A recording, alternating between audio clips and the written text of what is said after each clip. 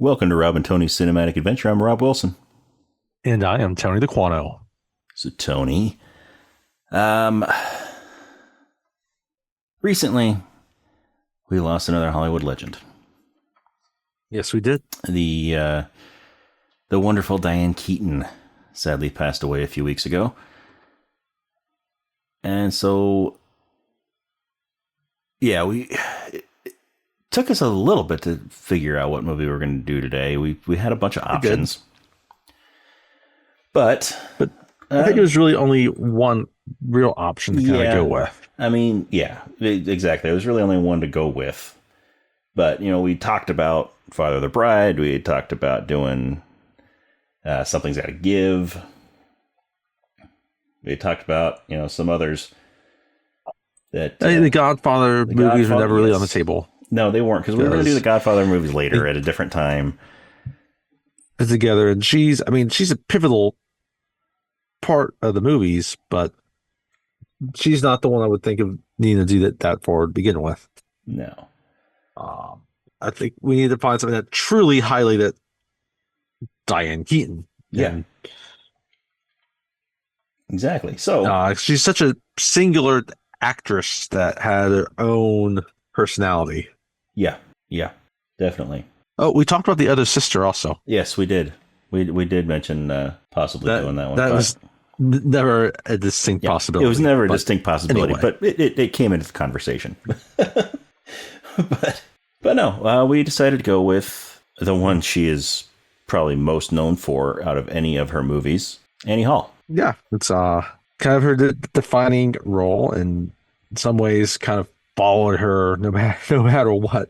Even though I found, like we mentioned, Father of the Bride, which would have been kind of our first exposure to her, probably, mm-hmm. and her character in that being kind of very different from Annie, in many respects. Yeah. Yeah, I heard her death kind of caught me by surprise because she's never been one to work a whole lot. And she was only 79, so she wasn't that old. So yeah, it was just kind of like it came up. I was like, oh wow, that's awful, because she really was such a terrific actress, and she had more than just Annie Hall. Because like the Godfather movies, and she had a whole host of other Woody Allen movies. Mm-hmm.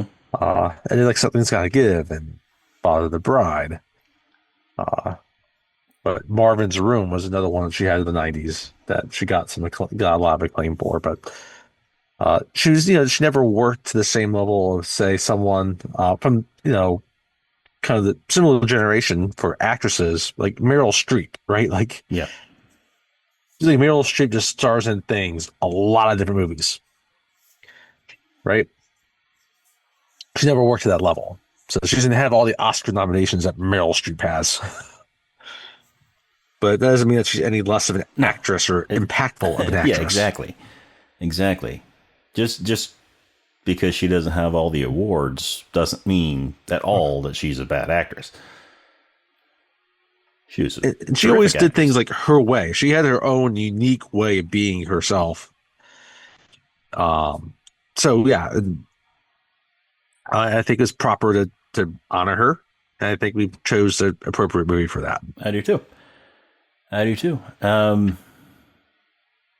Yeah, and it's interesting with this movie, because much like Big Lebowski, where the dude's clothes were pretty much all Jeff Bridges' clothes, the clothes that Annie Hall wears were more or less Diane Keaton's clothes.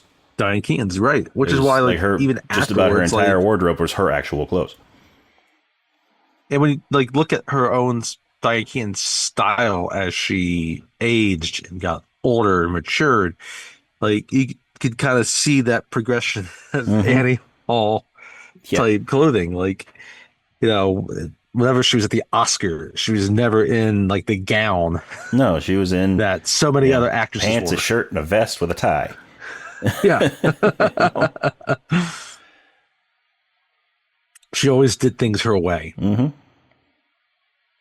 It was never done. It was always natural. Like sometimes people have a certain dress that they go for or style, and doesn't feel natural.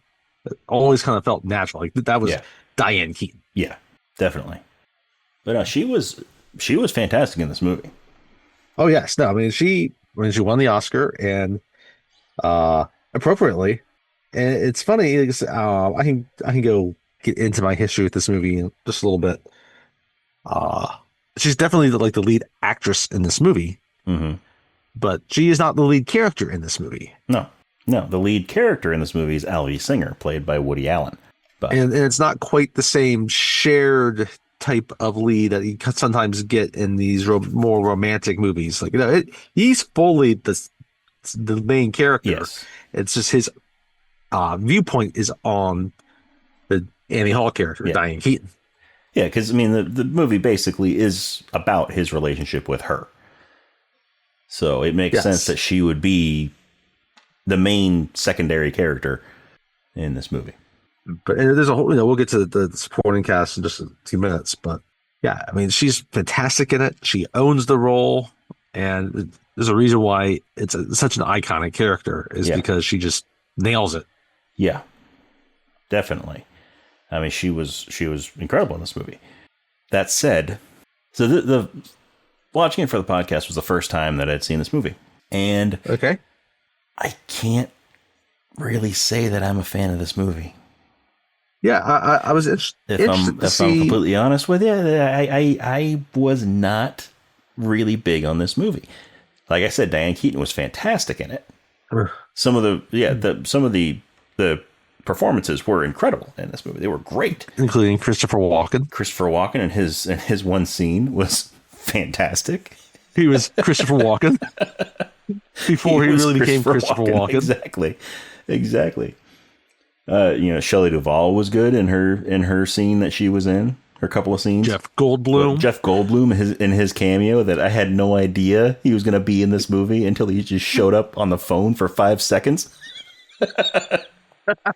He needed to find his mantra. He needed to find his mantra. He was in the movie long enough to realize that that's Jeff Goldblum. And then he was gone.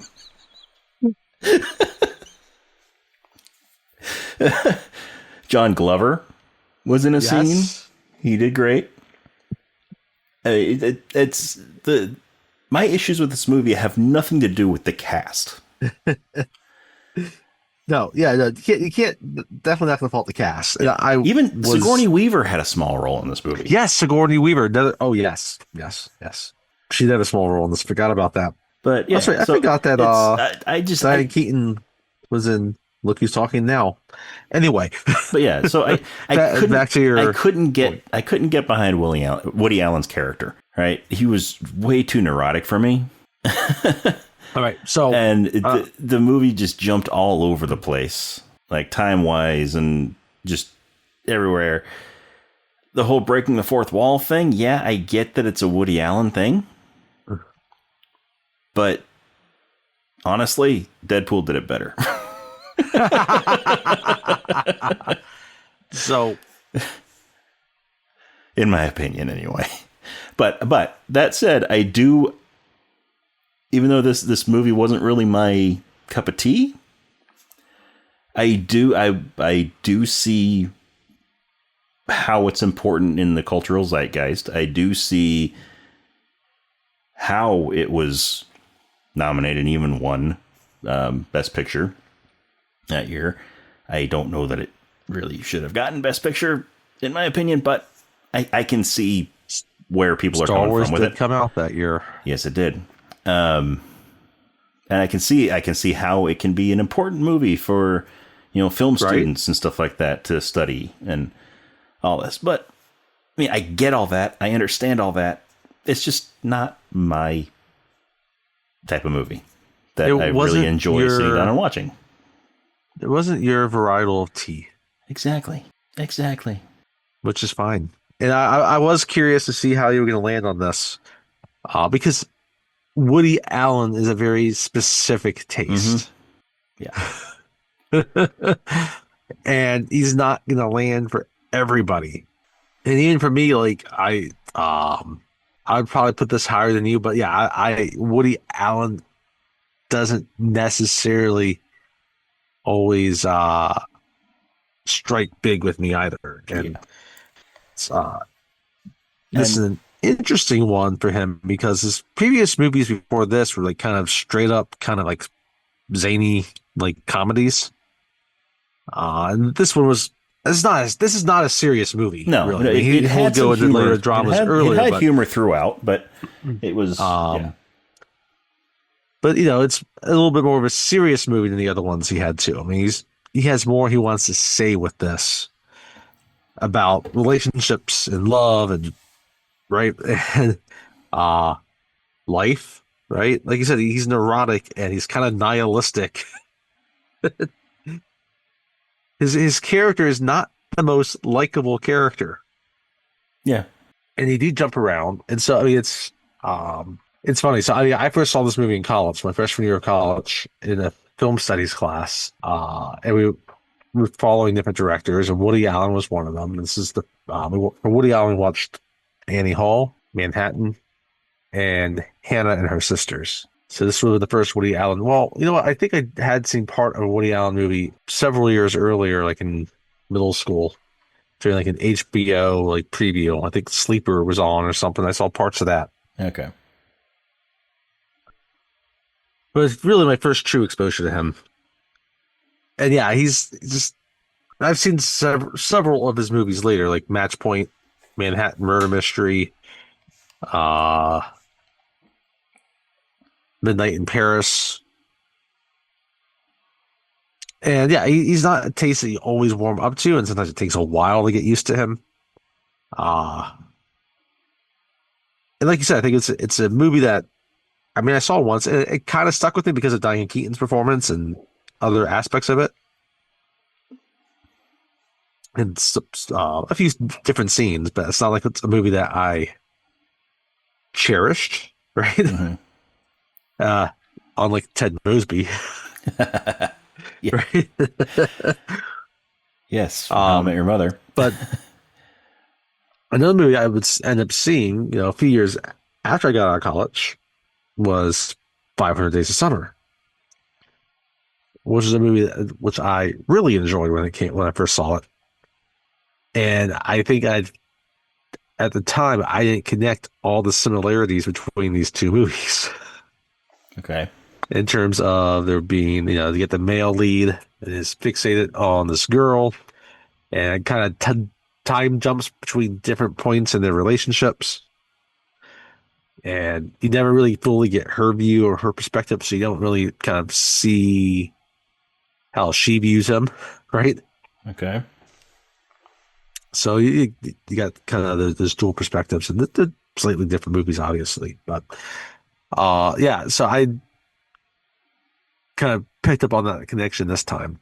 So, but yeah, I think I could see if you are a Woody Allen fan and you're into that type of thing, how this might be your favorite movie. Yeah. And I mean, we did this movie, not for it being a Woody Allen movie, because frankly, I don't see us having picked this movie at any time in the course of this podcast, or at least anytime soon. I would agree. And if it weren't for the loss of Diane Keaton, we picked this movie because of Diane Keaton and her performance in it, and the importance of this movie to her career. And there's other aspects of Woody Allen that we could touch on that I don't want to. I mean, Diane Keaton really did give a memorable performance in this movie. So because obviously there's things about Woody Allen that have come out that, I mean, even 40 years ago, when we look at Manhattan, like, yeah, I mean, there's always weird things there with him. Mm-hmm. But again, I don't think that should be Diane Keaton's the focus here because she's such a great actress and had a great role here. Yeah. But yeah, it's that's it. Parts of it are funny, and I think again, like the fourth wall. It's like, yeah, it's it's like I remember that aspect of it, but like it actually happens fairly frequently in this movie.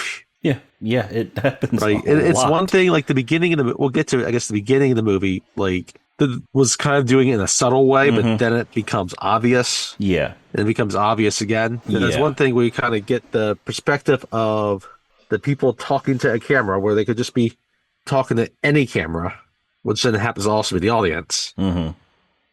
And then, so it's kind of like a nice indirect way of breaking the fourth wall, Mm-hmm. and then very directly breaking the fourth wall. And there's one other person that had a cameo in this movie. Who is that? He had a cameo in this movie as the how Woody Allen describes him as the winner of a Truman Capote lookalike contest, and that person is Truman Capote. Was Truman Capote? Yes. Yes. Thankfully, it was Truman Capote. It was that legend that Charlie Chaplin entered a Charlie Chaplin lookalike contest And won third and he place. came in third place. Yeah. They actually used Truman Capote, so and not Philip Seymour Hoffman. No. Though if they had used Philip Seymour Hoffman, still would have been great. I mean, we also had Carol Kane in this movie, who So Carol Kane was in this, yes. And she has a more significant, not a large role, but more significant. but Tony Roberts was in this movie. Mm-hmm. Paul Simon. Carol Kane is great in anything that she's in. Yeah. She always brings her special brand of humor. It's been a while since we've had her. Probably way back when we did Princess Bride. Mm-hmm. I think that was the last one we had her in. She was Miracle Max's wife. Oh, yeah. Beverly D'Angelo's in this movie also. Oh, yes. Yeah, it's lots of people kind of like in a very... very small roles for most of these people. Yes. They're just getting started. They get one, maybe two small scenes. And it's even like Christopher Walken is like one... He's like in multiple scenes, but he has really one scene where he speaks. Mm-hmm. He's just kind of in the background. And even those multiple scenes are only maybe 10, 15 minutes of the movie. Yes. He plays what? Sigourney Weaver. He plays Diane Keaton's Can you brother. imagine Christopher Walken playing Sigourney Weaver? Yeah, Christopher Walken playing Sigourney Weaver. Please tell me it's Galaxy Quest Sigourney Weaver. I want to see Christopher Walken in that role. He plays Diane Keaton, Annie Hall's brother. Yeah. Her brother Dwayne. Which feels like an appropriate name for his character. Yeah. And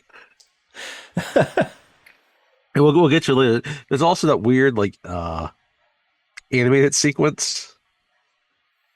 It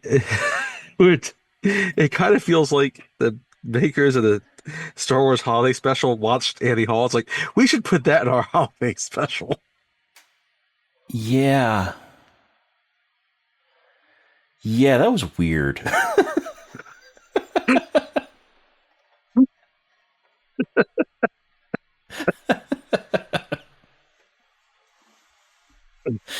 That was weird. But we know, I'm sure we'll touch on it as we go through the movie. It'll be interesting how we piece this together. Because again, this is my second time watching this movie. I've seen other pieces of it in this gap that I've first watched it, but because it jumps across time, it'll be interesting to see how we kind of remember the sequencing of the movie itself. Yeah. Because, I mean, I just watched it last night, and the sequencing of this movie is still kind of jumbled up to me. It's like, I know certain things happened before other things in the movie that actually chronologically in his life happens after, but... Well, and then that's the thing that's interesting is like, there's some things you can clearly tell where they happen and when. And there's other things like that. Okay, did that happen after this specific thing or not? Like, where does all that fall? I was trying to see if is anyone actually constructed a timeline about where this happens and when. Oh, I'm sure somebody has. So, yeah, I mean, that's gonna be the thing about this movie, though. Like, Ted probably did. The thing to remember is like, okay, it's gonna be an unreliable narrator, and it jumps over time. So in terms of what even the full view of the characters and the things like you have to kind of keep that in the back of your mind. It's like, okay, like there's a certain level of exaggeration here that's going on. You're trying to piece it all together. So I don't think I have much else to say. Let's get into it. So, as always, spoiler alert, we are going to be talking about this entire movie, beginning, middle, and end. So if you've not seen it and you don't want to be spoiled, then pause the podcast, watch the movie, and come back and listen. If you have seen it or you just don't mind being spoiled, then keep on listening. But you have been warned. We are going to be spoiling this almost 50-year-old movie. Yes, it's almost 50 years old. It's kind of crazy. It's 48. So it was a spring release, by the way. Actually, it was like an April release in 1977. So it came out right before Star Wars. Yes, but it starts off very simply, though, right? Like the title cards are very simple. Yeah, right. Very simple. It's just black screen has the title cards, no music. Just says Annie Hall, gives you the actors, gives you the people that worked on it. And it cuts to a scene. It's just Woody Allen. White background with Woody Allen just standing there talking to you. And he's kind of being, again, fatalistic about a bunch of things. He's like, about how the world stinks and all the, everything like that. And then he thinks about this old joke about these two elderly women that are on like this cruise together. And the one says, "Oh, the food here is terrible," right? And the second one's like, "I know, the portions are so small," right? It's like, I guess that makes me think about the other joke from Groucho Marx, right? I would never want to belong to a club that would have someone like me as a member. Yeah. So it's playing, this is going to be like the theme that's going to cut through a lot of this movie. Mm-hmm. Is this this dual thing about like disliking life a whole lot, but also wanting to embrace it and understanding that you're part of why it's terrible. And yeah, and then he gets into he tells you the story is going to be about his relationship with Annie Hall, who they dated for about a year and then went their separate ways. So from the start that they don't want to end up together. Yep. Which, given that he's seeming kind of morose, but at the start of this scene, that makes sense. Yeah. But yeah, he's just saying that, we broke up, and he's just trying to make sense of, where did it go wrong? Where did it screw up, right? But to get to that, he has to go way back to his childhood. Mm-hmm. Way back to his childhood. He's, a Jewish boy that grew up in Queens or Brooklyn. Grew up in Brooklyn, and he talks about how he was always depressed, and that his mother would take him to the doctor to find out what was wrong with him. And the doctor's talking to him, and he's like, "I learned something in school. The universe is expanding, which means that if it keeps expanding, it's going to expand, and we're all going to expand with it, and we're going to get torn apart." And that put him into like a deep child. Like depression. Yes. Which he has seemingly never climbed out of. I know people. So like the doctor this. assures him that it'll take billions of years for the universe to expand to that point. He doesn't try to comfort the kid. He's just like, "Oh no, it'll happen, but it's going to happen billions of years from now. You'll be long dead."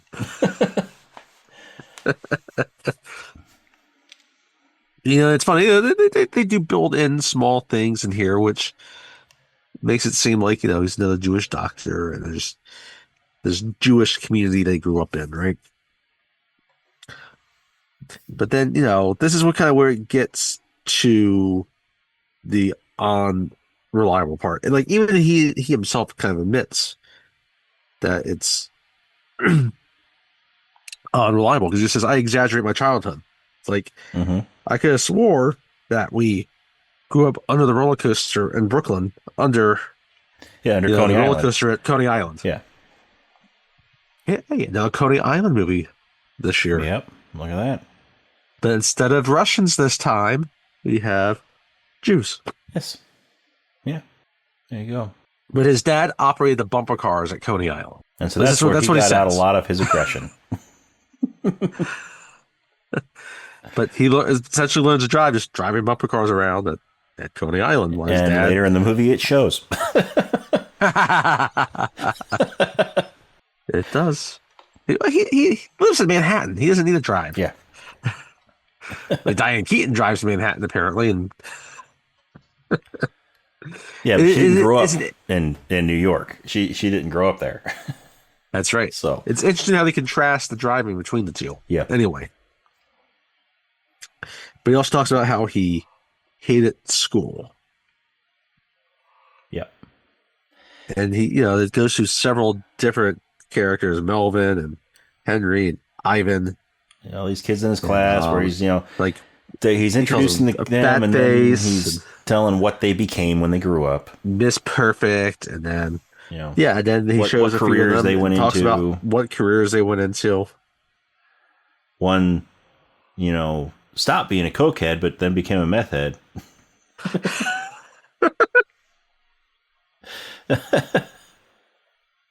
And then he talks about he finally, in 1942, he discovered a woman.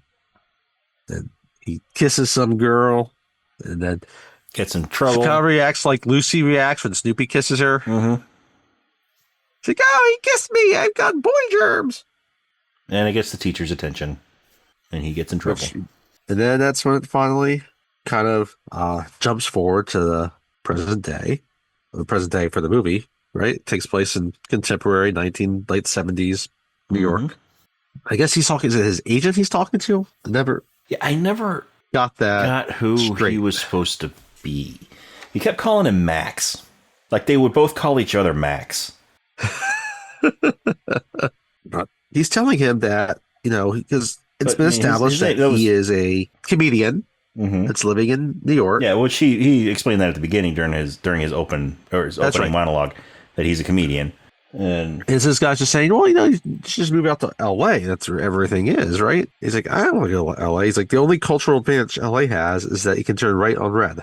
And yeah, I mean, this guy, his name's Rob, played by Tony Roberts. But yeah, Alvy keeps calling him Max, and he keeps calling Alvy Max. So it's weird. And Alvy even brings that up. Yeah. Because he calls him Max, and he's like, my name's Alvy. He's like, yeah, but you look like a Max. So yeah, it's never really clear what their relationship is. If it's an agent-client relationship, or if they're just friends, or what.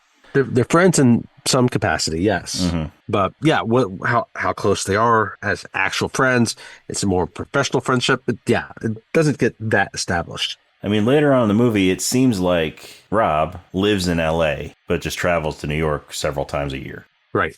So what we find out that he is going to go meet his girlfriend, Annie. So this is, obviously before they've broken up, and they're going to meet at a movie. And so he meets her at the theater, but she's like 3 minutes late. 2 minutes. They're 2 minutes. The movie started 2 minutes ago. Because I think it was, 5:02, and the movie was supposed to start at 5. And Woody Allen, Alvy, has this thing where he can't go into a movie late. Even if she's just 2 minutes late, he has to watch it from the beginning to the end completely. And Annie is, going on, telling him, it's okay. There's just credits. We just missed the credits. He's like, no, I can't see this movie. I can't go in there.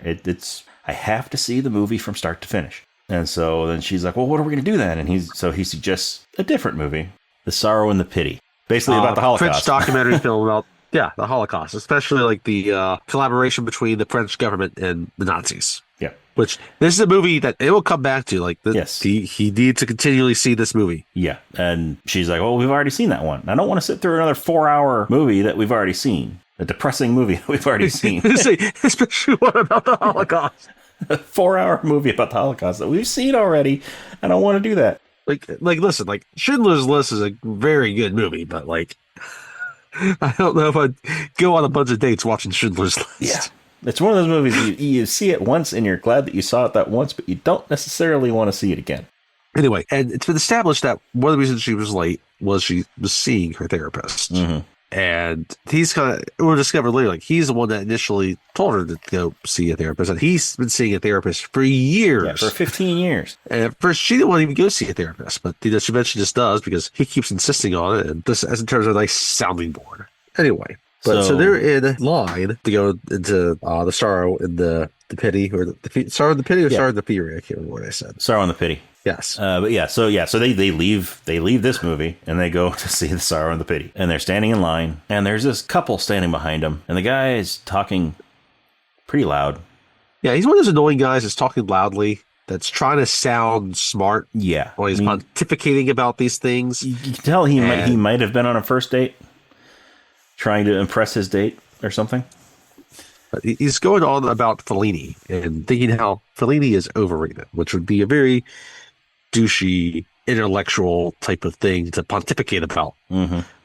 And, Alvy's rightfully and Alvy keeps on disgusted by him. He keeps talking to Annie, and he's like, this guy's being way too loud. He's like, he doesn't know what he's talking about. I know Filoni. And it's like, so then we get one of those fourth wall breaks. And Alvy comes up and he talks to the camera about this guy. And then the guy hears him talking to the camera, and he walks up and he starts talking to the camera. And they start having an argument right there. And then Alvy's like, oh, I brought Filoni with philosopher me. Like, oh, I happen to know this guy. Yeah. And he happens to pull him out of his pocket. I have this guy right here. He goes over. There's 50 cent. There's like a big standee of for a movie, and he pulls him out from behind it. It's like, here he is. And the guy's like, you know nothing of my work.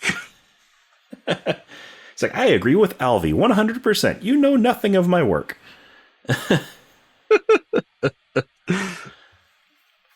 But while they're in line, though, you can tell, like, Annie's kind of, like, more disappointed because, like, she wants to be spending time with Alvy, and, like, he decides to go see this other movie instead because she was 2 minutes late. And then while they're in line, instead of talking with her, he's just complaining about this douchey guy behind them. Yeah.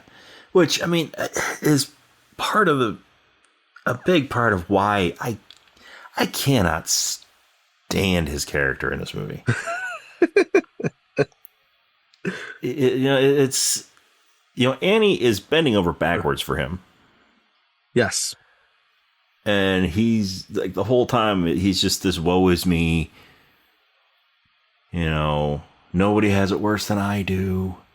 Whole personality to him. And it's kind of amusing because, like, it's like, why would somebody like Annie be with him?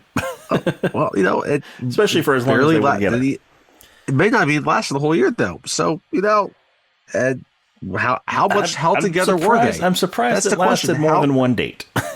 How together were they? True. They were in an open relationship for a good chunk of it. That happened pretty quickly, it seemed like. Yeah. So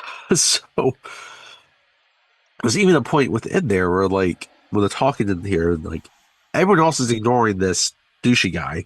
And then I forget who brings up their sexual problems. That gets everyone else to actually turn around and listen to them. Mm-hmm. Right? So we kind of get back to their apartment after the movie. They're laying in bed. Yeah, they're in doing bed. their own thing. And Alvy's she's not interested. She's reading a book. Trying to initiate. She's reading a book. And he's trying to initiate stuff, and she's not wanting to go along with it.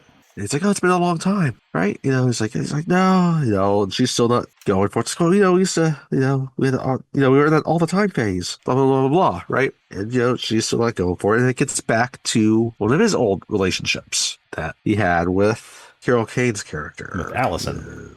Allison, yes. So he was supposed to perform at a presidential rally. A presidential rally, right? Where, it's before they came, it's during the campaign rallies, right? Yeah.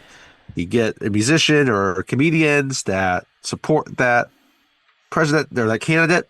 You get people riled up, right? And even here, he's neurotic, right? Because he's talking to her, and she's kind of like the stage manager. Mm-hmm. He's like, oh yeah, well, who's going on before me? And it's some other comedians. Like, oh no, you can't have two comedians back to back. You can hear the comedian ahead of him, and the place is roaring. They're laughing. Yes. And he's like, I can't follow that. They're all laughing too hard. When I go out there, they're not going to laugh nearly that hard.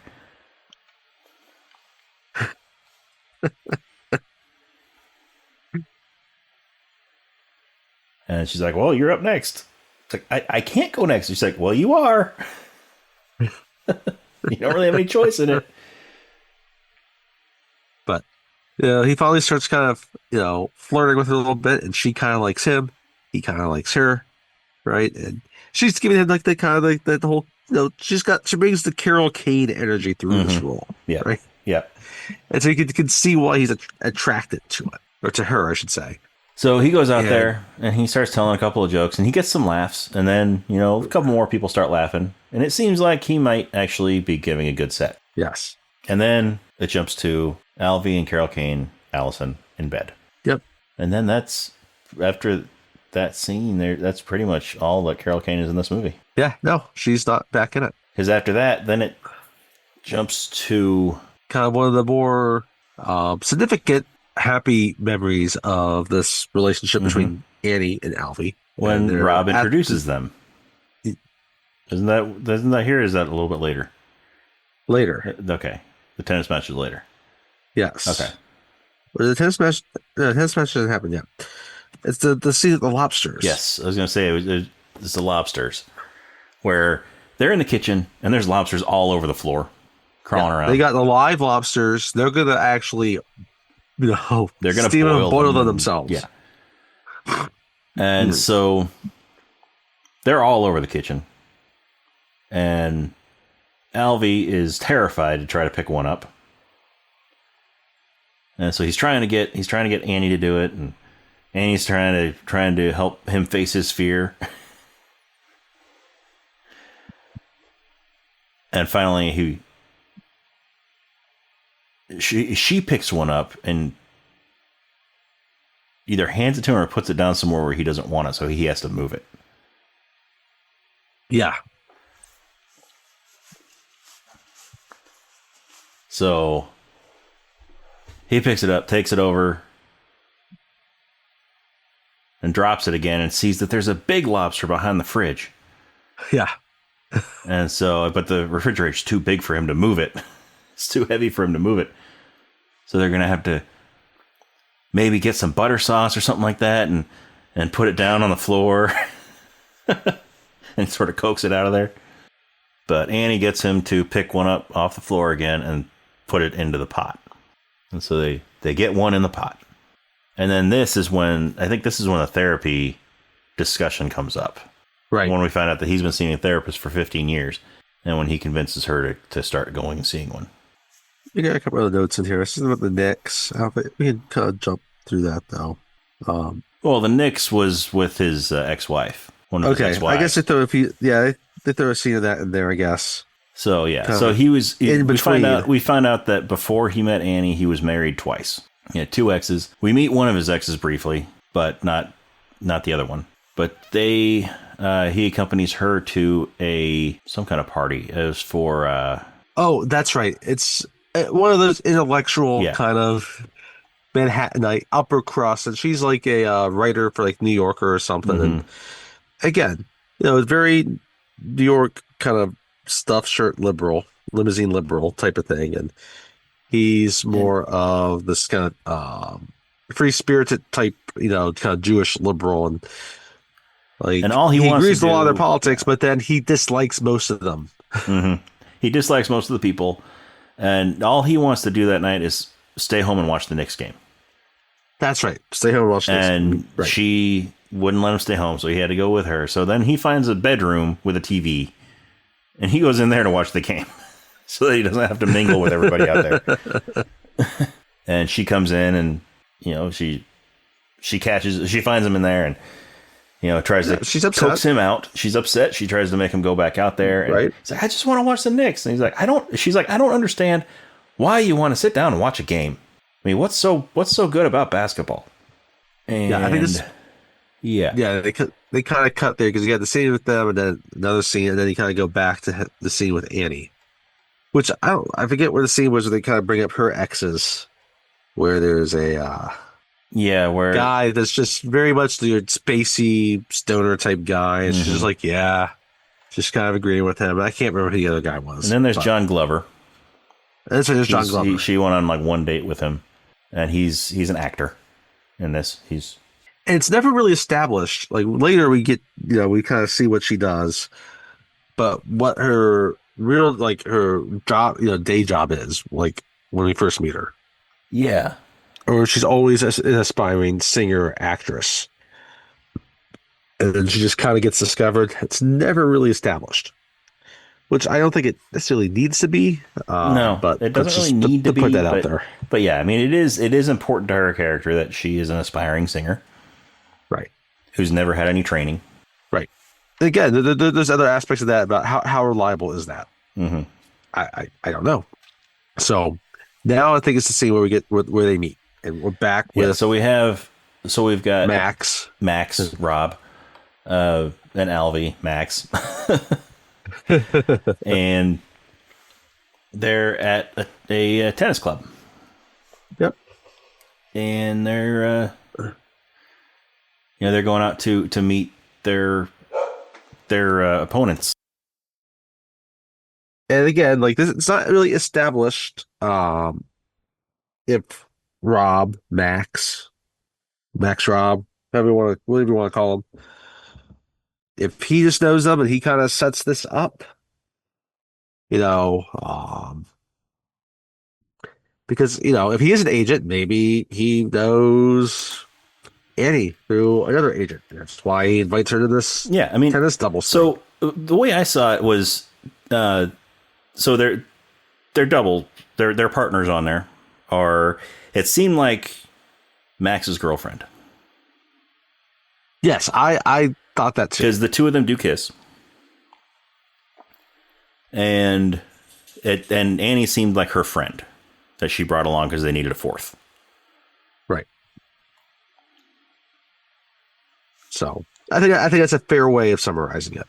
So they all meet, they play tennis, they finish playing tennis, and we get to the end. And because she also came along because Max wanted to introduce Alvy to her. Right.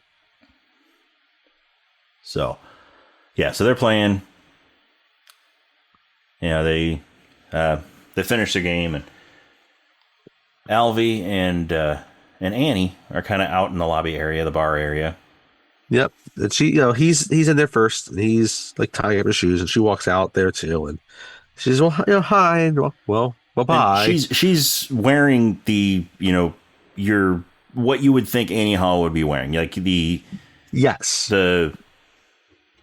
she's wearing the outfit that, anytime you would see a picture of Annie Hall or whatever, this is most likely what she's wearing. It's definitely more of the outfit that you associate with it than what we saw earlier. Yeah. Yeah. I mean, she's got the vest with the necktie, and that's a little bit long, and the collared shirt hat, under it, and the black hat, and the pants, and she just looks at Alvy. She's like, "Oh, you played nicely." Well, no, Alvy first tells her, "Oh, you played great." Oh, that's right. Yes, you played great. And she's, "Oh, thanks, you too." And then she turns to walk out the door, and she stops. She's like, "That's funny. That's dumb. That's dumb." Man. Why do people do that? You give them a compliment, and you're like, "Oh yeah, you too." And she feels embarrassed. And that's what she gives her like infamous line. Well, la-di-da. Mm-hmm. La-di-da, la-di-da. Because, so one of the scenes earlier between the two of them, in Alvy's narration over a scene, he was surprised that he would ever date somebody that says la-di-da. And so she says it a lot. Yeah. Not a lot, but she says it. It's definitely her catchphrase. Yeah. So, but then, they get to talking just a little bit more. And then she asks, like, "Oh, are you driving home?" He's like, "Oh, no." First he asks her if she needs a ride. Oh, that's and right. She's like, "Yeah." And then he's like, "Oh, okay." And then "Oh, wait, no. I have a car. I brought my car." He's like, "Okay." He's like, "Well, do you have a car?" Okay, well, do you have a car? He's like, "No." It's like, "Then why did you ask me if I needed a ride?" He's like, I was going to get a cab.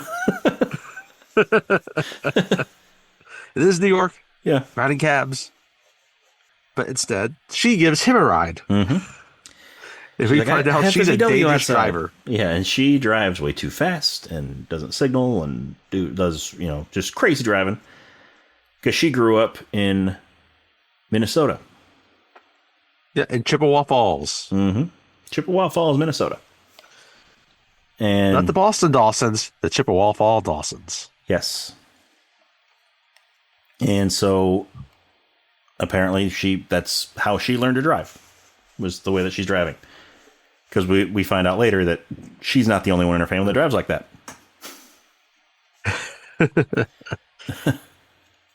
And so they get to her apartment, and he's gonna go on way, and she invites him up for some wine. Mm-hmm. And so he goes upstairs. And he sees a Sylvia Plath painting, which is kind of his speed because, she's a depressed, morose artist that killed herself, right? And, he gets up there and she's, got this kind of studio looking apartment with this nice kind of balcony that she shares. And she's walking around and it's kind of messy, but she finds the wine. They have some wine, right? And there's these photos all over her room, right? Her apartment. Mm-hmm. And then mostly of her family. And I think he kind of likes the photos. Thinks like, oh yeah, it's like a nice looking photo. She's got an eye for like a good photo, right? Yeah, so she starts basically telling him who each of the people are. She's like, that's my brother Dwayne. That's my Grammy. He's like, your Grammy? She's like, yeah, Grammy Hall. Grammy Hall. Grammy Hall. It's very down to earth, Yeah. very Midwestern. Like, you are from Minnesota, aren't you? It's like, what's so funny? It's like, oh, it's just, I'm not used to hearing the word Grammy.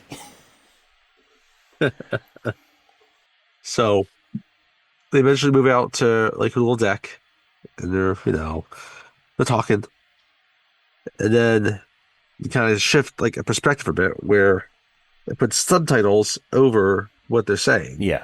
And the subtitles are really what they're thinking. Yeah. And they're both trying to figure out how are we gonna, like, oh, what do they actually think, right? The typical thoughts that people might have when they first meet someone that they're kind of attracted to, but you're still not at that stage yet to know how to express it. Yeah. And of course, also boils down to him thinking about her naked because that's what guys do.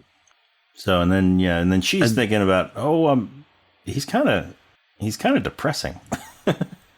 Then it was there from the get go. Yeah. And then he gets you into knew about it, Annie. I'm rambling too much. I'm I'm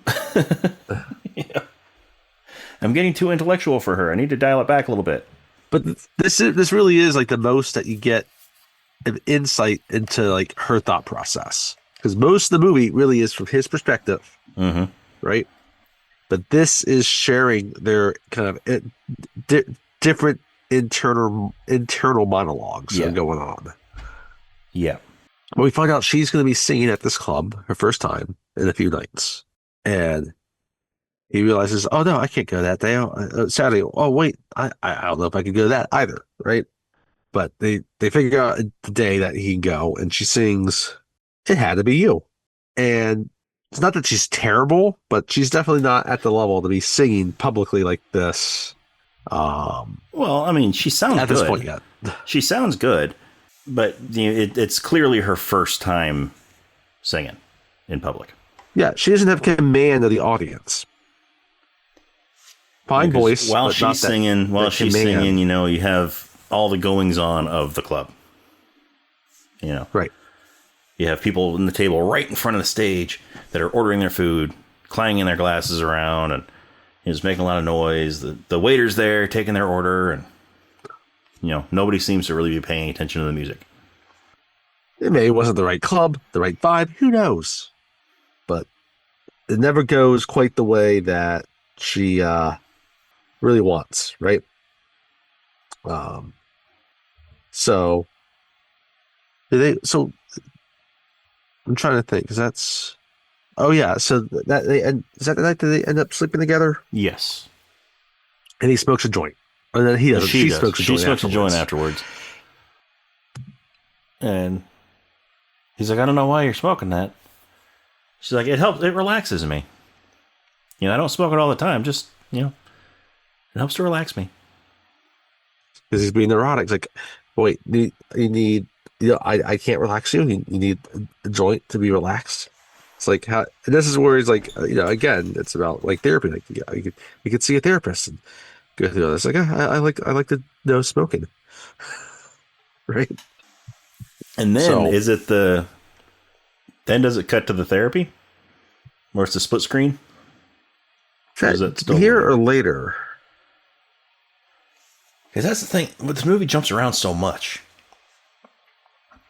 Because I think it's You know, after with she moves limited in with viewings, him. it's hard to Yeah, because to there's a tell split what the screen too, sequence where is. again, I guess the other that the two kind of split screens. The one that has it, one's not really a split screen because they got the monologue, and then they had a split screen where they're both in therapy and they're both giving their thoughts. So that would be the second time we actually kind of get her own thoughts because that would Hmm. not be something he would be privy to. Yeah. And in that therapy session, then his therapist. Well, it's kind of going back and forth. Like one of the therapists is going to ask a question and both of them answer it, and then the other therapist asks a question, both of them answer it. Showing that they're more or less having the same therapy session, just with different therapists, but they're the same questions that are being asked. And so her therapist asks, "Well, how often do you have sex?" And then he answers, "Hardly ever, like 3 times a week." And then she's like, "Pretty much nonstop, like 3 times a week." Which again shows the varying perspectives. Which whatever. We get into that, but um, we get to the point though where um they move in together, right? and, but she doesn't get rid of her apartment, right? And he doesn't get this. Hmm. No. Oh, she gets rid of the apartment, right? And he doesn't get. She doesn't get why he's upset that she got rid of the apartment. It's like, but I'm going to be living Yeah, here. I'm not going to be living there, so why pay rent in a place I'm not going to be living? Makes perfect sense. Well, yes, it makes perfect sense. It's If like, you well, move no, out of one place, you it's just shouldn't have to there keep in living. You case shouldn't have we to keep might on. need it. And he's like, but I'm here. I don't get this. Like, why would I spend money? He's like, I'll pay for your apartment, but it's just going to be there. So, He's looking for a back door. He's looking for a way out. yes, which is more or less what she says, right? So, um, and then she does eventually admit that she also loves him, right? Um, but he's also buying her about books on death, and then Yeah, so they're at the we, bookstore, and he, buys her a book. Like two books. She's trying to find something to to read and everything, and he goes, "Oh, I got these two, and they both have death in the title." And he's like, "I'm going to buy them for you," without even asking her if she wants them. He's just like, "I'm going to buy them for you," and so yeah, he buys those two books for her, and they have a little conversation in the bookstore about the only books that you own are about death. Like all the books you own are about death. He's like, "Well, we're all going to die someday." It's like, it's what I know. but then we finally get these scenes though where he's encouraging her to take college courses, Mm-hmm. but the courses that he is interested in. Yeah. So nothing that's really beneficial to her. Yeah. And he eventually, because he's neurotic and is kind of spying on her, and he just says he's following her, Yeah. which doesn't sound creepy. Well, no. What? She says you're following. He's like, "I wasn't following you. I was spying on you." That's right. That's so much better. Yeah. And she's like been chatting with one of her professors. Yeah, and this is And when we we can find tell out. this is kind of This is when we towards find the out end that of the they were. relationship. Well, Or this is when we find out that maybe they not. were that at that point in time they were in an open relationship, because he's going on about, Yes. "You're seeing this professor," and she's like, "Well, we're in an open relationship, and besides, he's married." That's right. So we just talked. We're not actually going and seeing We each just other. talk, just He's talking, married. not seeing each other. It might imply that they're an open relationship. They agreed upon that. Maybe he's seen somebody and he's just anyway. Mm-hmm.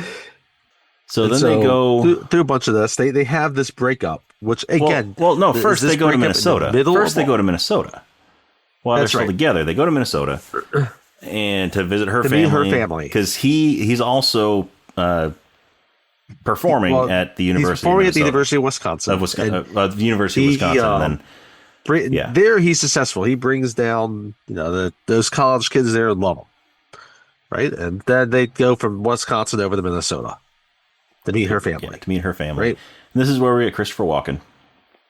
And this family, they're like super waspy. Yeah. Yeah. Right. So,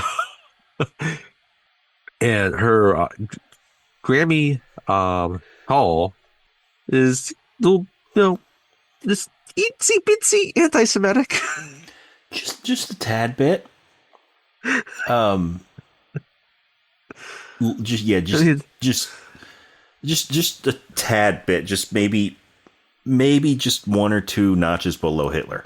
I mean, yes, there's not paraphernalia hanging no, from the house. She's definitely anti-Semitic.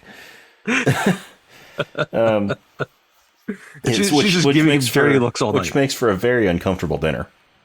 Yes. But she's Grammy Hall. Dinner, Dwayne Hall wants to talk to Alvy. Christopher Walken. And he is being all Christopher Walken about everything. And you can kind of tell he's kind of like the oddball of the family. Oh, really? They keep Christopher Walken plays the oddball? Really?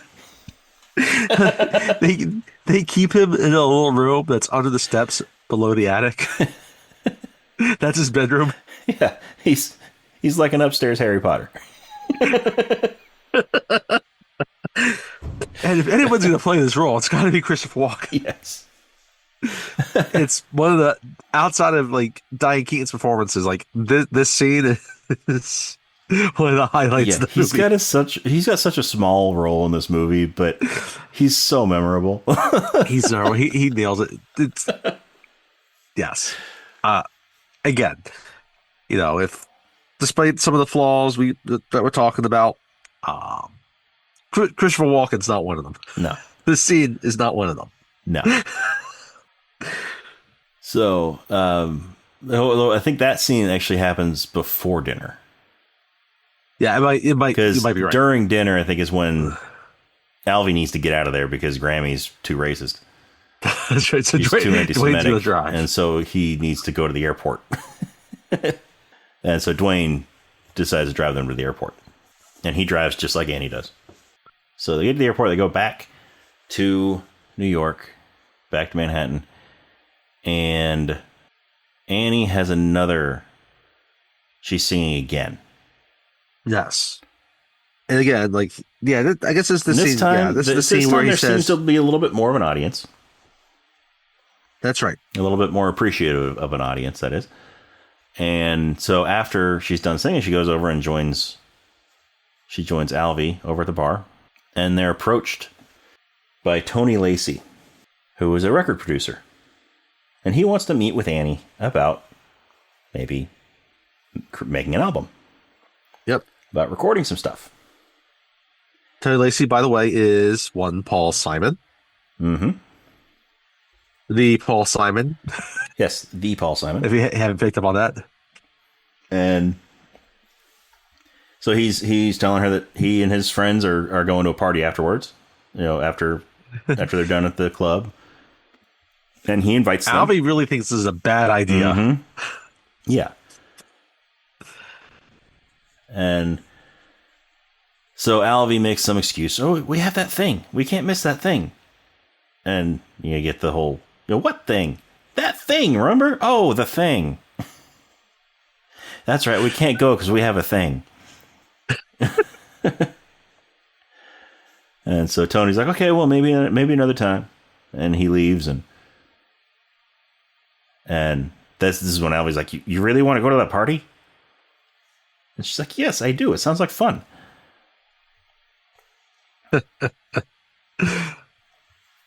Again, the whole complex of how this actually happened. Who knows? Mm-hmm.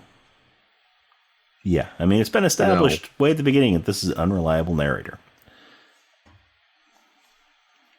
Was someone all that interested and he just exaggerated how it happened? I don't I know. don't know. Could be, could not be. I don't know.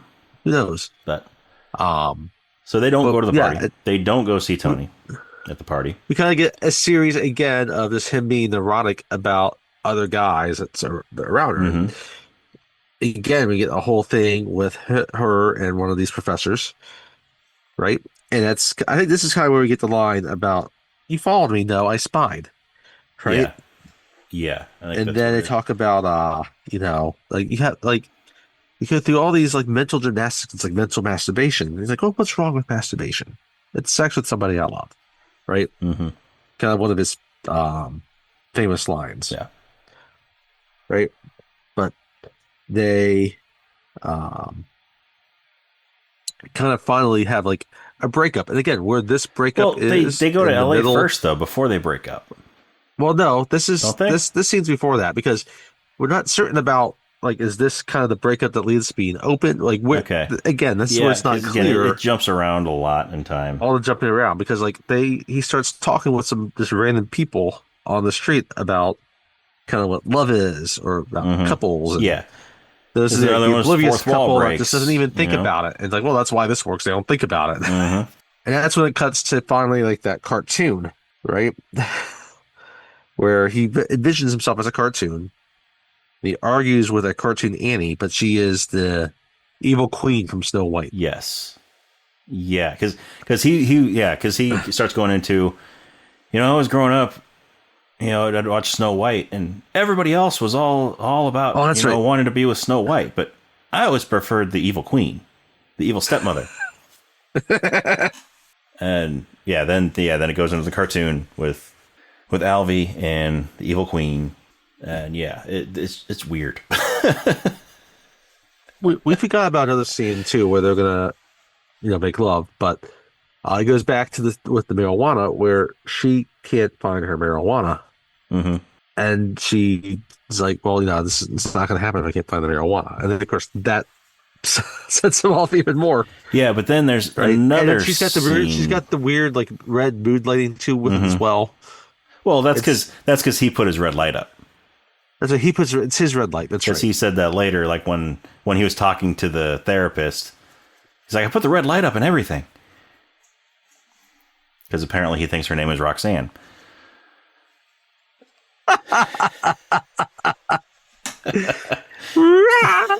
Roxanne, you don't have to put on the red light. So, but right around this time, we also get a scene where they're at a party with some people. Yeah, that's right. Because they're at a party with some people who are doing coke, and they offer them some coke, some cocaine. I love this. And Annie's like, yeah, cocaine in this movie. And Alvy's like, no, I don't think so. I don't want to put anything up my nose.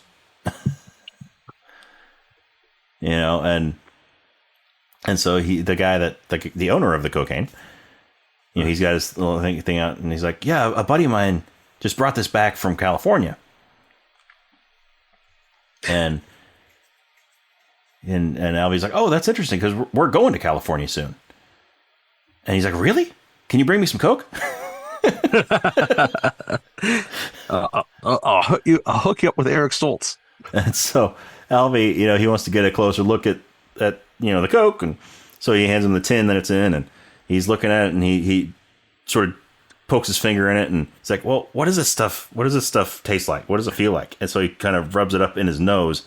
Nose a little bit. The guy's like, well, careful, that's about $2,000 a gram, or $2,000 an ounce. It's like $2,000 an ounce. And he's like, and he sort of rubs it in his nose a little bit, and then as he's handing it back to the guy, he sneezes, and all the coke in the tin flies up into the guy's face.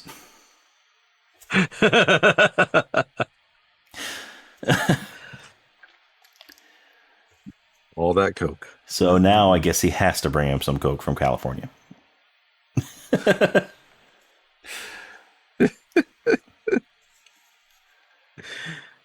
So after this, they're flying on TWA to California. What? right? Is that yet? Yeah. Because I thought there was a scene with the spider in the bathroom that happens before this. That's after. That's after California. That's after they come back. Okay. I'm trying to remember. Right, I'm trying to remember if the scene when they moved out, when she moved back out of his apartment, was before or after California. Because there's a scene when she's moving out, she's packing up her stuff, and they're trying to split up the books. And she's like, "Well, all the books about poetry are mine. All the ones with death in the title are yours. Death are yours." And he finds the book one of the books that he bought her before, one of the death books, and sort of sneaks it into her box. And yeah, that's pretty much that scene. But yeah, so they fly on TWA to California, to LA, where they're met by Rob, Max. It's 1970s. If we're gonna have an airplane in the movie, it's gonna be TWA or it's gonna be Pan Am. Yeah, neither of which exists anymore. Mm-hmm. I remember flying TWA when I was a kid, though. I remember TWA also with like planes, trains, and automobiles, because that movie takes place in St. Louis. At least the airport's in St. Louis in that movie, right? Yep. And like that was their huge hub was in like St. Louis. Yeah. And so you see TWA planes all over planes, trains, and automobiles. Yep. So they get to California and they're met by Rob, Max. Yep. And again, he must live in California. But yeah, so he's driving around and he takes them to a party. And it's not until they get to the party that they find out who is throwing this party. And this party is being thrown by Tony Lacey. Again, this makes you kind of question, like, again, the entire structure of this movie about who's connected to who, where it all is, right? Mm-hmm. You know, where everybody kind of falls in the hierarchy and who knows whom. Yeah. So anyway, but yeah, Tony's throwing the party. And so at this party, Tony is able to reconnect with Annie. And, you know, they get to talking and he wants to record with her. And, you know, all Alvy wants to do is go back to New York. He does not like LA. But Annie loves it. LA's not his vibe. Annie loves LA. LA is her vibe. So, you know, she you know, agrees to, you know, some recording sessions and stuff with Tony, and you know, then they fly back to New York. And Annie, all she wants to do, she wants to go back to LA. She loved it there. And all Alvy wants to do is just be back in New York, where he's comfortable, where his home is. And then we get a scene where Alvy meets Shelley Duvall. That's right. But he's going to date somebody else. Because they're not officially broken up yet, but they're still like in their open relationship. And emphasis on the open. Yeah. Less on the relationship. Yeah. So Shelley Duvall is Pam. He takes Pam back to his apartment. And Shelley Duvall is very different here than she is in. Mm-hmm. Very different than The Shining. The Shining. By the way, at the party is where we have Jeff Goldblum. Yes, that's right. At the party in LA is when Jeff Goldblum. A random guest there. He just they left the room. They were walking through a hall, and he comes up walking up to the hall, picks up the phone, and he's just like, "I have to find my mantra." And it's funny, like this would be the type of like thing, like you almost feel like they purposely picked Jeff Goldblum for be a cameo in that scene. Yeah, no, this is so early in his career. Happens to be Jeff Goldblum. He is so early in his career that this is just, he was not known at all at this point in time. He was just an extra that happened to be Jeff Goldblum. But yeah, he walks down that hall. He picks up that phone, and I'm like, "That's Jeff Goldblum." And then the scene cuts, and he's gone. He's not in the movie anymore. This would be the thing, like in a movie, like 20 years after the fact, where someone just decides, like, "Well, all right, remember that when you had that small scene as an extra? Well, you're famous now. I'm gonna have a cameo, just recreate that scene," which I don't think has ever happened, which is kind of insane. Like, yeah, Community probably missed the mark on having him do cameo just to say that. I mean, the only other like super brief cameo that I can think of that Jeff Goldblum was in that he did was the original Death Wish. Yes. He played a mugger.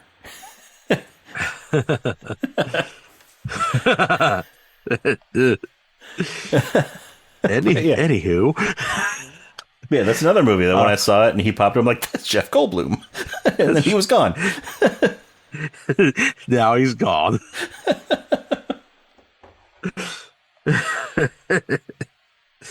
Anyway, back to Shelley Duvall.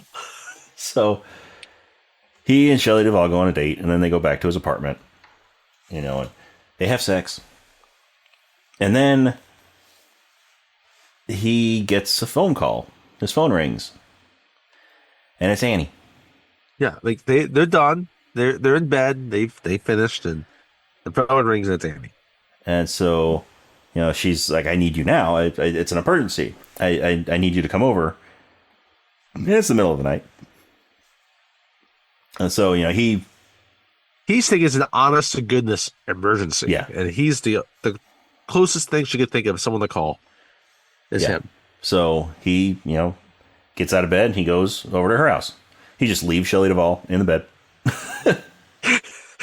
Was she there when he came back? I don't know. I want to know. I was wondering the same thing. I was wondering the same thing. How long did she stay? Did he tell her where he was going? Did she stay long enough that Jack Nicholson just walks into the room Maybe. like, hey. Hey, you want to go to Colorado with me?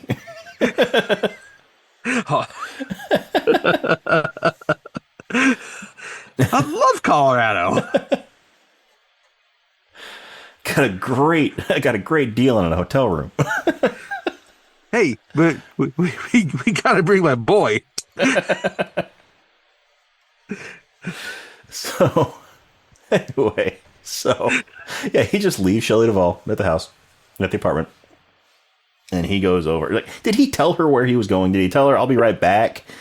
Did, He just ditched her. He just ditched her. He picks her over for sex. The phone rings. He's like, he ditches her post-coitus. Post-coital ditching.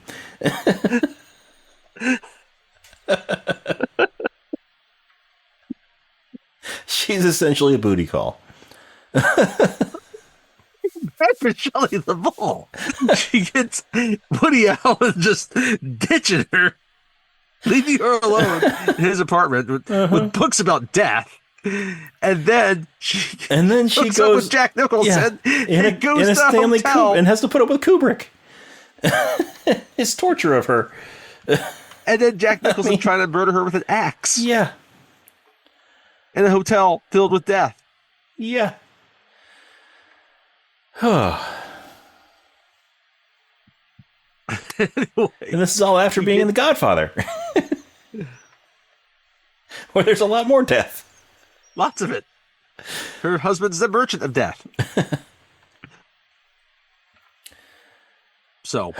Yeah, poor Shelley Duvall. But yeah, so he gets over to Annie's apartment, and it turns out there's a big spider in the shower. It is a big spider from how Albie describes it. Like, that's the biggest spider I've ever He's seen. like, you called me over here at 3 a.m. to kill a spider. He's like, it's a big spider. It's like, don't you have like a shoe or something? It's like, oh, okay. So it's like, you have a magazine or something like that. And so she goes and gets him a magazine. And what was the magazine? It was National Review. Yeah, National Review. He's surprised that she reads. Yeah. He's upset that she reads National Review. Like, whatever. I like to see all the perspectives.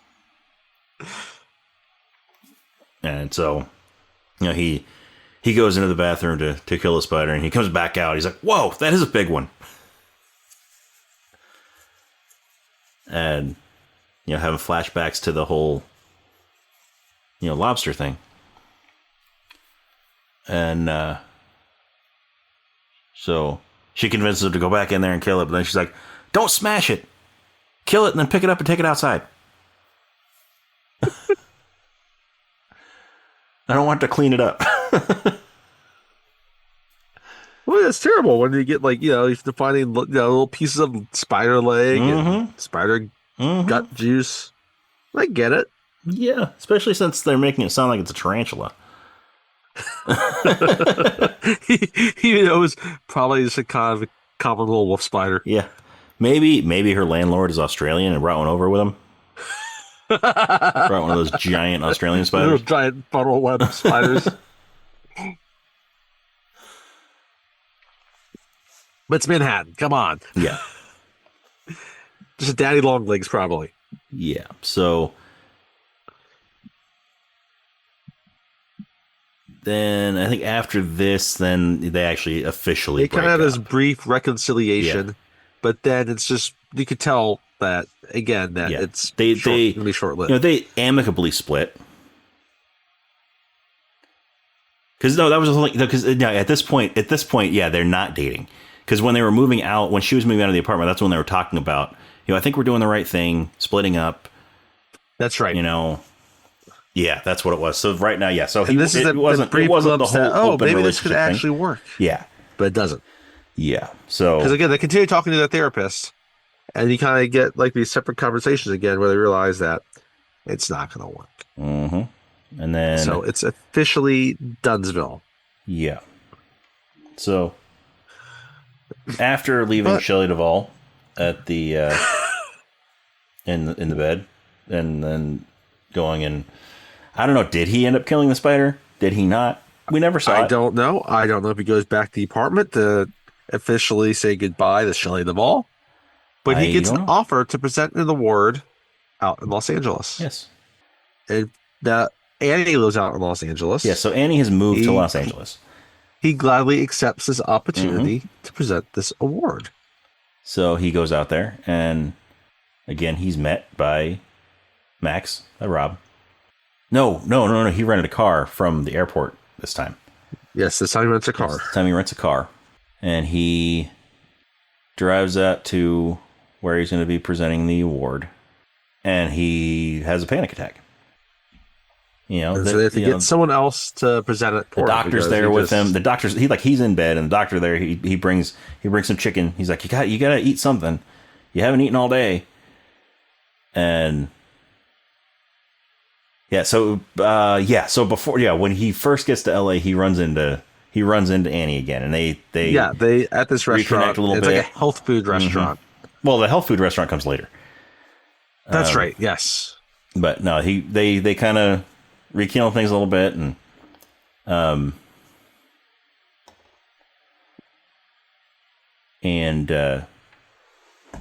so she's with him when he's supposed to go and present this award. And so he starts freaking out. He thinks he's sick. They get a doctor to him, and he's not eating. He's puking. But none of the tests that the doctor's running come back positive for anything. Right. He should be fine. It's just nerves. Yeah. So the doctor gives him a plate of chicken. He's like, I can't eat anything right now. I'm dying here. I'm sick. I can't eat anything. And then while they're talking, because Annie's trying to reason with him too, and while he's going on and on about all of his death stuff and his, all his woe is me, then he just starts taking some bites of chicken, and he pauses for a second. He's like, oh, this is actually pretty good, and he just keeps eating it. But yeah, they find somebody else to present the award, and then they're at the health food restaurant. Yep, and he doesn't know what to order. It's like, what? They're sitting they're sitting on a patio, outside. So I think it's kind of fun. Like that would have been a very California thing in the 70s, as just a health food restaurant. And now that would not be an uncommon thing to find in New York. Yeah. So the two are more similar than they used to be. Anyway. But yeah, they're on the patio. And they basically decide that it would probably be better if they parted ways. Yep. It's over. It's not going to work. It's for the best. Mm-hmm. So he goes out and he gets into his rental car. And this is where the whole bumper car thing comes in. Yeah. Because, he backs into another car, pulls forward into another car, turns it's like, into another car. He's got a large, it's a large it's trunk, a large, kind of, car. It's a big car. It's a big car. It's a smallish parking lot, but there's space there if you know how to drive. If you know how to back out of a parking spot. It might take a couple turns to do it because they're so long and you don't have a lot of space behind you. But he hits like if you're 5 patient cars. with it, you can do it. He hits like 5 cars, one of which is pulling into the parking lot. So there's like 3 or 4 parked cars, and then another one that's actually driving in there. And then right away, a cop shows up. Yep. Within seconds, a cop's there. Was he just around the corner? And he gets out of the car to talk to the cop, and the cop asks for his license, and he pulls his license out, and it's like, well, yeah, I have it right here, and he holds it out and drops it on the ground. The cop's like, pick that up. He's like, can you ask me nicely? It's like, are you serious? Are you serious right now? Come on, just pick up the license, please. And so he picks it up, and he's like, all right, now I need to see it, hand it to me. And then Alvy tears it up. He's like, I'm sorry, but I have a problem with authority. And he tears it up. Tears up his driver's license. And then he's in jail. Briefly. He's in a holding cell. Which is kind of one of the things about this movie, like, in terms of some of the different tones, like, I could see that scene fitting well and being funnier in a different movie. Yeah. Than how it's placed there. Yeah. So he's in a holding cell, and he goes and gets let out because Rob has again. Who is this guy? To pay his bail and he'll get him out. So he says goodbye to all his new friends in the cell. Yes, he says goodbye to all of his new friends.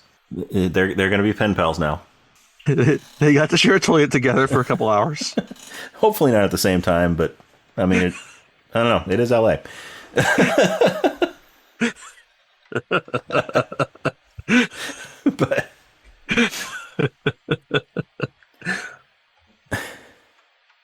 But yeah, so Max drives into the airport, and he gets on a plane, flies back to New York. There's a little tiny montage of him with somebody else, with a new girl, and they have another lobster kitchen incident. And she has no idea what to do. She thinks this is crazy. And he's trying to replicate it because he's trying to hold on to Annie. He's trying to hold on to Annie. And yeah, then we ultimately get his closing monologue. Just like the beginning of the movie. Right. We have Woody Allen as Alvy talking about how, nobody ever was quite like Annie Hall. And yeah. He gets back, he kind of repeats that line from the beginning from Groucho Marx. Mm-hmm. Comes at full circle. I never want to be a part of a club that would have somebody like me in it. Oh, yeah. Comes back full circle. Because, he's monologuing. He's talking about Groucho. Talks about how he lost Annie. Now he's seen it. We've seen the course. And movie ends. Yeah. Credits roll. So much for my happy ending. Yeah. So there's no Avril Lavigne in this movie. There's no Avril Lavigne in this movie. Avril Lavigne hadn't been born yet. I hadn't been born yet. I hadn't either. You hadn't been born yet.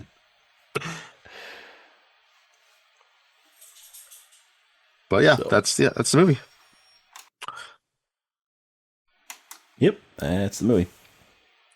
So Again, I think I enjoyed it a little bit more than you did. yeah, I think I share a yeah, lot of your reservations.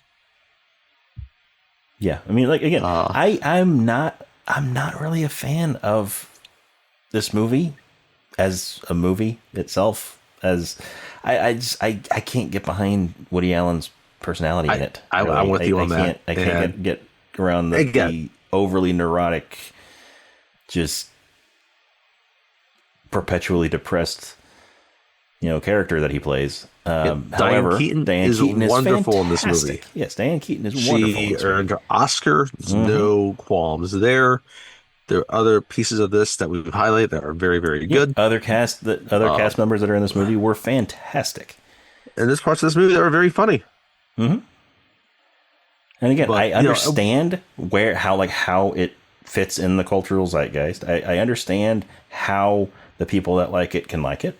I understand how it's an important movie for film studies, love this movie, stuff, and all of that. We don't want to make it feel like we think that Yeah. you're wrong for liking this movie No.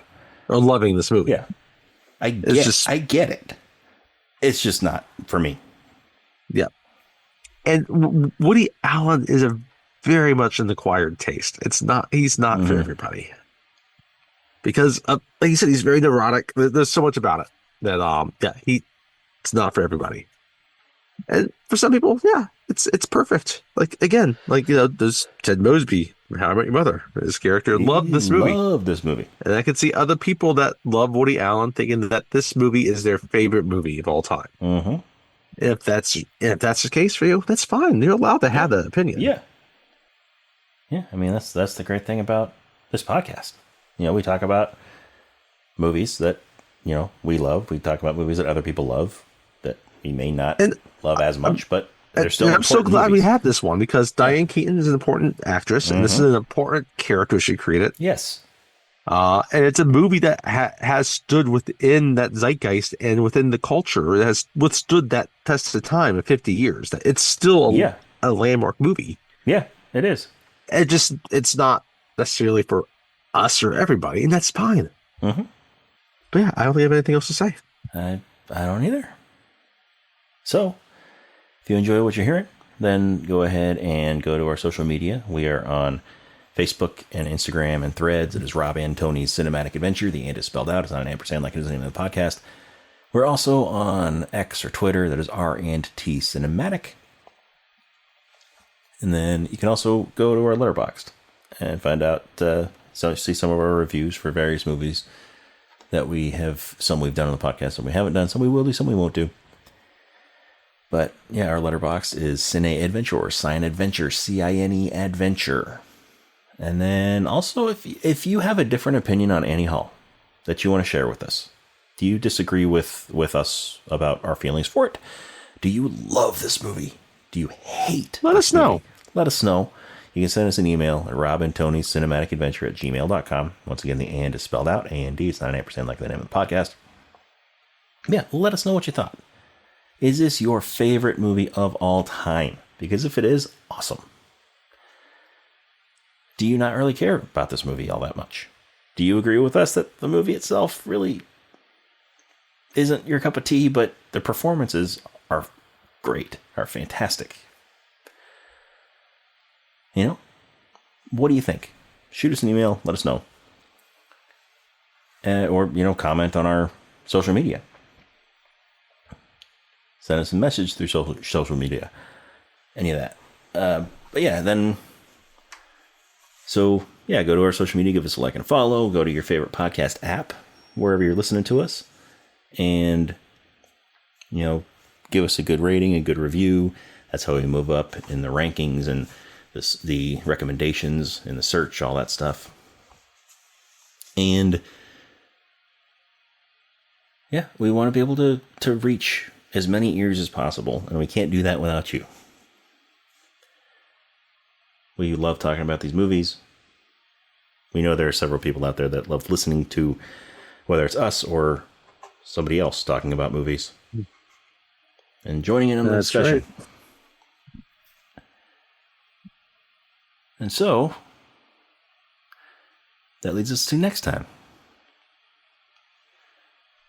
Next time we are going to be going... So we are getting closer to Thanksgiving. And so we're going to be doing a few slightly lighter movies. A little bit, working into more of a, holiday type of feel to the movies that we're going to be doing. A little mood kind of thing. But we figured before next we movie really... is about a holiday. Not a it's specific holiday. It's about holiday.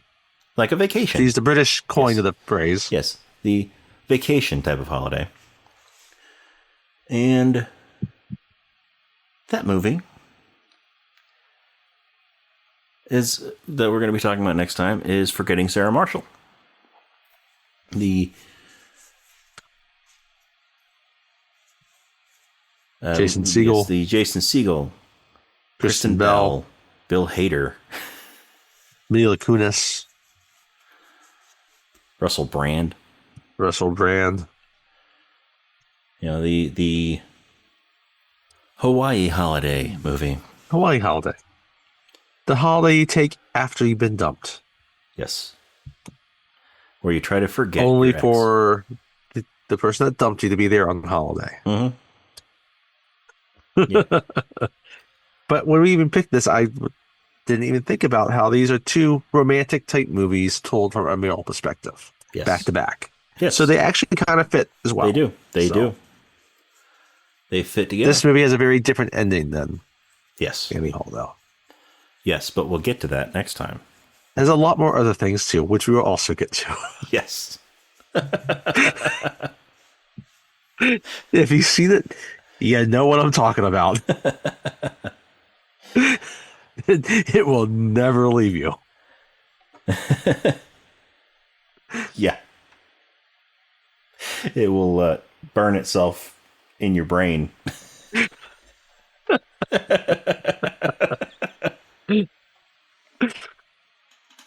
But there's also puppets. So. It's going to be a fun one to listen to. I can't wait. Anyway, join us next time for Forgetting Sarah Marshall.